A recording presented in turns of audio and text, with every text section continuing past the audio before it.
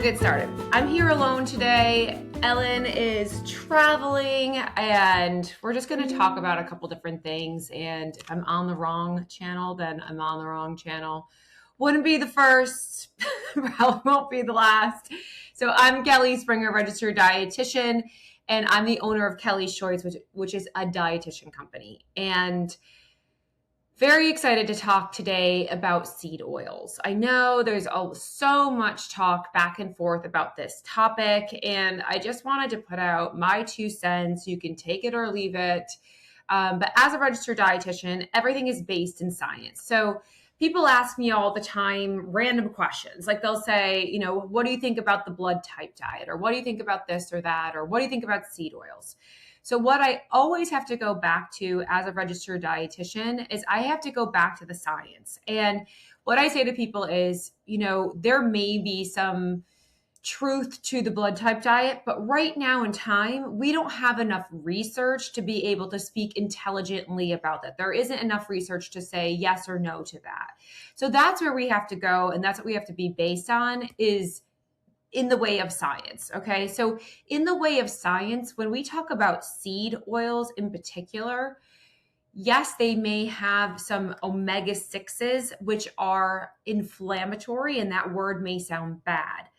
But the thing is, we should be getting a yin-yang balance in the body. We should have omega-3s, which are anti-inflammatory, and we should get omega-6s in this nice yin-yang balance. The problem is, this is the problem. The problem isn't the seed oils. The problem is that we're getting this many omega-6s in the diet and this many omega-3s. We're not in balance. And this is true across all of our diet in America, is that we are not in balance. We're not getting the right balance of protein and fiber and fat. We're not getting enough balance of our vitamins, minerals, and all those other things and antioxidants. We're not getting a balance here. Okay, so that is the problem. And just calling out one thing in the diet that is the one thing that is toxic and the one thing that is bad for us, or the demonizing of the food, is not necessarily the problem. Okay, so here's the deal. Let's go backwards and how this whole thing came to be. Well, seed oils are mainly in our processed food. So if you go down the snack aisle, for instance, if you're down that snack aisle, you will see almost all of the foods that are there do have seed oil. So, okay, we talk about quality of food.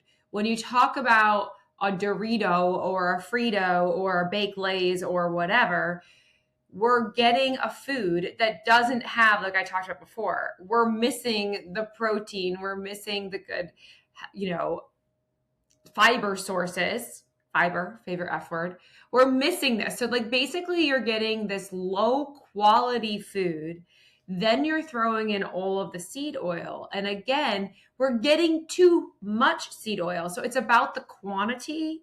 That is the biggest problem. And also you're quadrupling it with putting in the processed food. Okay. So now we have the processed food, and I'll explain this a little bit better. And I've been able to talk about this in past presentations and things like that as well. But basically what we know is that the carbohydrates are like a giant rainbow of foods. And on one side we have pot of gold, and on the other side we have angry leprechauns with knives. So we have 2 different sides here of what we're getting into. The pot of gold side is going to have our fiber-rich sources, our nutrients, our vitamins. These are carbohydrates, like our fruits and vegetables, our beans, our legumes. These are all things that our bodies are needing. On the flip side, these are the angry leprechauns with knives that are not fueling our bodies. They're not giving us what we need. And these are causing issues in the body. Plus, then we add in seed oils to it, and we have that increase in inflammation. Okay, so this is where understanding and working with registered dietitians and understanding science and looking at research will really help you break through all the noise out there, because there's so much noise. There's so many people talking in this space, but when you break it down to science, it makes more sense. Okay, so let's get into omega-3s versus omega-6 and why this all is. So omega-3 and omega-6 are essential fatty acids. The word essential means that you need to eat them. Your body can't make them. And omega-3s and omega-6s are necessary to keep our bodies functioning. So they do a lot of different things. They do protein synthesis. They help our cells. They help messages in the brain. They help in the immune function. I mean, they literally do a lot in the body. So if we completely cut out omega-6s, even because they have that word inflammation, we truly would be deficient and we wouldn't be able to do the body systems. So I hope that makes sense a little bit. Now, when we break down something like flaxseed oil, okay, so let's break down flaxseed oil. It's a seed oil. It actually has more omega-3s than omega-6. So this is a seed oil that could be actually very beneficial because it's giving you a little bit more of those omega-3s and omega-6. So it's putting you more into an anti-inflammatory situation. Now, like soybean oil, which is used a lot, has a lot more of those omega-6s. And that is an oil that is used because it's inexpensive and it's used in a lot of those packaged foods or snack foods that we have. So this is where we can get into the pro-inflammatory side. So again, understanding food and understanding nutrients and vitamins, but also understanding that these are essential fats. We need to make sure that we're getting them in an equal balance. Now, how do we bring up our omega-3s? How do we bring up quality? Because as a dietitian, I'm here to help you to bring up your good foods. Okay. So let's stop talking about fear. Let's stop talking about toxic and this, that, whatever. How do we fix the problem? The way that we fix the problem is that we bring up our omega-3 fatty acids. And the best way to do that is to get in your fatty fish. So this is like our salmon and mackerel and herring and your sardines, also your tuna fish. Okay, tuna fish isn't as high, but it still has your omega-3s. Okay, so the reason why I said fish is because fish actually goes and eats your algae, eats the ALA, and it converts it into the body as EPA and DHA. Okay, so this is where understanding the difference here, understanding that we want to get in the DHA and EPA. This is going to be more readily available for our bodies to utilize because the fish break down and have the enzyme in it to do the conversion.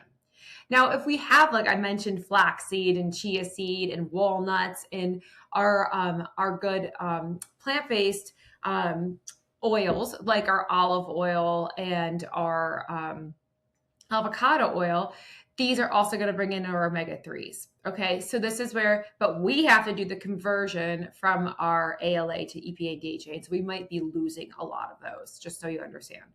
But this is where the difference comes in. And this is how we understand the two different things here. So hopefully that makes sense of how we're doing that and where we are with the omega-3 fatty acids and omega-6 fatty acids. So you're not as scared. And I think I'm probably not in the right chat right now because I don't see anyone in here with me and I don't think I can bring anyone in here. But this will be a nice topic that we can get out on LinkedIn. We'll share this video with you to see if if this helps you at all. But I'm here as a dietitian to break down all the things that you're seeing on Instagram, all the things that are out there, and hoping that this makes sense to you. So I'm going to see if I can get on the other chat right now, but I hope that helped. Thanks, everybody.